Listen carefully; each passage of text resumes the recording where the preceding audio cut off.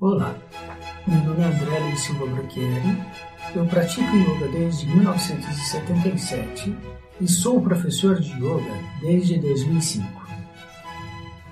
Eu me propus a montar esse curso de Mindfulness e espero que você aprecie.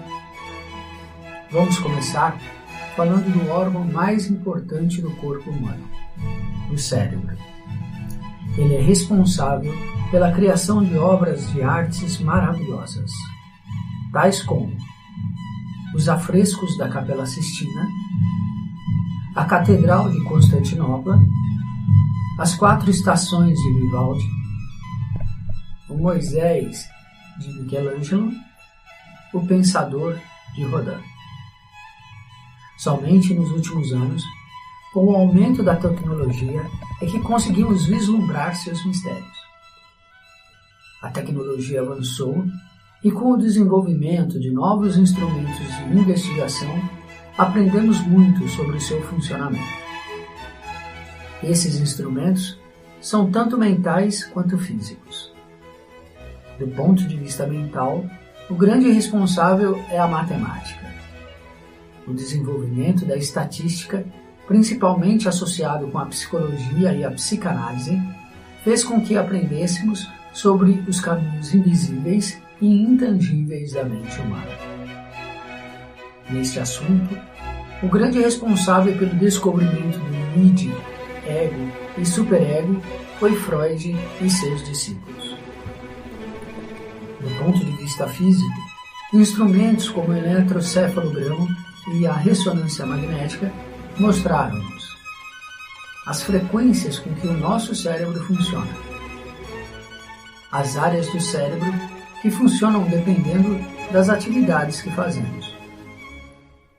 Como consequência destes avanços, descobrimos que o nosso cérebro, do ponto de vista de gasto de energia, ele é composto de 5 faixas de frequências básicos: o θ, o delta, o alfa, o beta e o gama. Do ponto de vista estrutural, ele é composto de 3 camadas distintas: o reptiliano, o límbico e o córtex. O gasto de energia é tanto maior quanto maior a frequência de funcionamento do cérebro. Devemos entender que todas as frequências atuam ao mesmo tempo. Existe a predominância de uma frequência sobre a outra, dependendo de quão nova é a situação frente às memórias guardadas. Devido à interação das informações citadas, vou descrevê-las em conjunto. Cérebro reptiliano. O cérebro reptiliano é o mais antigo.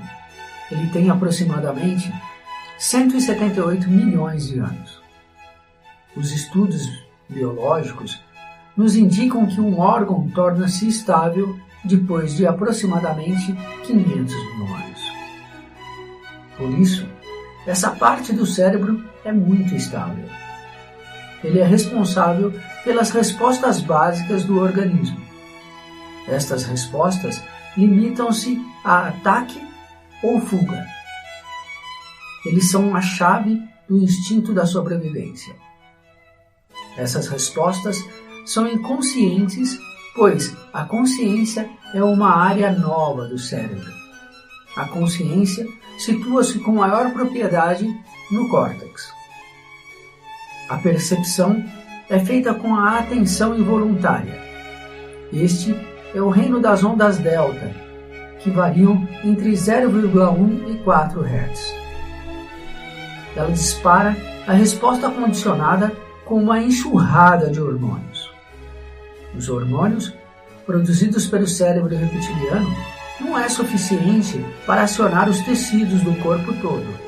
Por isso, entra em ação o cérebro límbico, como veremos abaixo. Esse conjunto rápido aciona todas as frequências do cérebro e, dependendo se a situação for nova ou não, aciona a capacidade de análise e de movimento. As frequências beta e gama, como veremos adiante. Agora, vamos falar do cérebro límbico. Cérebro límbico. O cérebro límbico tem aproximadamente 35 milhões de anos. Nesta parte do cérebro ocorre a produção dos sentimentos humanos. Ele é estável. Os sentimentos humanos que são produzidos pelos hormônios nesta região do cérebro são o medo, a tristeza, a raiva e a alegria. Esses sentimentos são subconscientes, ou seja, pertencem ao reino do ego, do ponto de vista da psicologia e psicanálise. A faixa de frequência que os aciona são teta e alfa. As ondas tetas situam-se entre 4 e 7 Hz. As ondas alfa situam-se entre 7 e 13 Hz. A importância desses sentimentos pode ser observados na alegria. A alegria é responsável por mais de 60% da recuperação de doentes, por exemplo. Os outros sentimentos também têm a sua importância, principalmente se o assunto for a formação dos condicionamentos. Eles foram muito importantes durante a fase em que vivíamos no estado de natureza, ou seja, quando tínhamos que enfrentar com mais frequência as adversidades do ambiente à nossa volta. As adversidades tinham sua origem nos fatores climáticos, geográficos e biológicos. Como veremos no curso básico de formação de yoga, são 4 os geradores de dor. As adversidades acionam os 3 sentimentos negativos do cérebro límbico. Esses sentimentos são os formadores do estado de estresse. Nesta condição, o cérebro grava com mais detalhes sobre as condições circundantes a fim de evitá-las na próxima oportunidade. Ou seja, formam-se os traumas. Esses são alguns dos acionadores da síndrome do pânico, da ansiedade e da depressão. Como citado acima, o consciente é mantido pelo córtex. O córtex. Essa parte do cérebro tem apenas 200 mil anos. Ainda não se estabilizou. Essa parte do cérebro é responsável pelo desenvolvimento da consciência, da matemática, da filosofia, das ciências, das artes. O conjunto de todas as suas funções compõe um órgão onde foram observados efeitos interessantes e surpreendentes. Uma dessas propriedades é a capacidade de se reconhecer. Na frequência beta, os nossos sentidos estão ativos e a nossa consciência também. Nesta condição, nós recebemos 400 bilhões de bits de informação por segundo. Apesar disso, nós temos consciência de apenas 2 mil. Os gastos de energia são enormes. É nessa frequência que temos condições de exercitar a análise e utilizar toda a nossa capacidade de concentração e atenção. Afinal, o que é a atenção? A psicologia observou que existem 2 tipos de atenção: a involuntária e a voluntária. Atenção involuntária. A atenção involuntária é a responsável pelas respostas de ataque ou fuga. Portanto, são garantidores da sobrevivência. Ela está presente mesmo no cérebro reptiliano. Isso significa que ela se manifesta mesmo nas frequências delta, teta e alfa. Ela age todas as vezes que um movimento acontece. Desde a Grécia Antiga, qualquer movimento está relacionado com a presença divina. Uma vez que o cérebro reptiliano identifica o movimento, ele tinha que decidir qual a resposta adequada para a observação feita. Identificada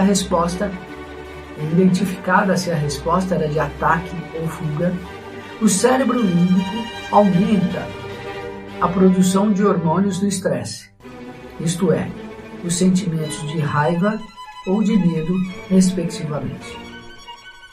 Para uma produção localizada, o cérebro gera a quantidade de hormônios suficientes.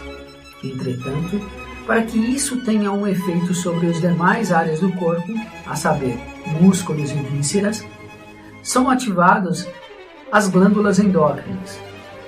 Um exemplo delas, as suprarrenais. Aumenta a produção de adrenalinas, noradrenalina e cortisol. Todo esse processo tem que acontecer em microsegundos e com o menor gasto de energia possível. Como eles são garantidores da sobrevivência, são chamados de instinto de sobrevivência. O cérebro primitivo e habituado com a escassez do estado natural, faz dos condicionamentos uma maneira mais econômica de resolver problemas conhecidos. Por isso, os condicionamentos ficam guardados no inconsciente e no subconsciente. Lembremos que os condicionamentos, também chamados de hábitos ou crenças, são maneiras mais rápidas de conseguir resultados esperados. Eles agem em várias funções básicas do organismo. Estão entre elas o crescimento de pelos e cabelos, os batimentos cardíacos, o crescimento das unhas, a digestão, a assimilação e distribuição de nutrientes, a audição, a visão, as capacidades olfativas e gustativas. Podemos ainda citar uma série enorme de condicionamentos psicossociais. Eles representam mais de 99% de todas as nossas ações. Devido à enorme quantidade de condicionamentos existentes, muitos filósofos e cientistas costumam afirmar que não existe o livre-arbítrio. Os condicionamentos formam-se no cérebro humano sobre determinadas condições. Essas condições são nos momentos de grande estresse, nos momentos de relaxamento, quando as frequências do cérebro chegam nos níveis alfa, teta ou delta, com frases ditas utilizando-se de figuras de linguagem e rimas, numa determinada sequência tonal relacionada com a música e também com a sequência áurea. Atenção voluntária. A atenção voluntária é responsável pela análise complexa de novas situações. Esta afirmativa foi comprovada em estudos em cobaias e através de estatísticas em consumidores e atletas de alto nível. Quando ela é acionada, existe um consumo enorme da quantidade de energia do cérebro. Todas as funções cerebrais são ligadas. As decisões são tomadas muito lentamente. Isso prejudica o desempenho da atividade. Ela analisa o momento e correlaciona com as informações gravadas no inconsciente. Esta atividade cria novas relações sinápticas. Observe que isso já é um início de condicionamento. Quando exercitadas corretamente, estabelece os novos condicionamentos que serão executados rapidamente com um consumo mínimo de energia pelo inconsciente. Por isso, o cérebro utiliza os condicionamentos, também chamados de hábitos ou crenças. O grande problema da natureza é que os eventos sempre são novos. O universo renova-se a cada momento. Isso gera a necessidade de novas análises. São necessárias novas decisões. A capacidade de tomar novas decisões a cada momento é o que chamamos de livre-arbítrio. Mindfulness. Mindfulness pode ser traduzido como atenção plena. O objetivo dele é fazer com que diminua a função de análise e movimento do cérebro e do corpo, respectivamente. Ou seja, diminuir a incidência das frequências beta e gama. Afinal, elas consomem muita energia e dificultam a capacidade decisória. Entretanto, o desejo também é fazer com que consigamos manter a consciência. Por isso, o seu objetivo é manter-se na frequência alfa. Nela, reduz-se os gastos energéticos, mantém-se parcialmente a consciência e inibe as respostas condicionadas do cérebro límbico. Associado a isso, existe a possibilidade de aumentar a consciência das funções internas do organismo, ampliando as relações sinápticas entre elas. E, ainda, embora um pouco mais difícil, estabelecer novos condicionamentos. Portanto, manter-se nessa frequência é muito útil. Essa foi a descoberta feita pela medicina. Neste curso, nós vamos aprender a acessar e manter-se neste estado de consciência. Naturalmente, ele deve ser uma atitude deliberada, uma vez que os condicionamentos existentes nos levam a usar todas as frequências ao mesmo tempo. Acessar e manter-se nesse estado de consciência é uma condição natural dependendo das disposições genéticas específicas de cada indivíduo. Ele foi também uma condição treinada e exercitada por um grupo social muito restrito, os praticantes e mestres de yoga. A permanência nesse estado de consciência permite-nos ainda muito mais coisas. Este é o motivo pelo qual, dos 100 livros que mais influenciaram a humanidade, 4 citam praticantes de yoga. Existem mais de 3.800 trabalhos científicos que têm por base os textos de yoga.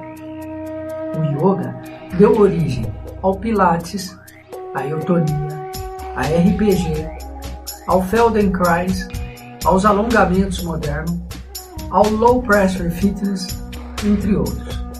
Espero que aprecie a informação.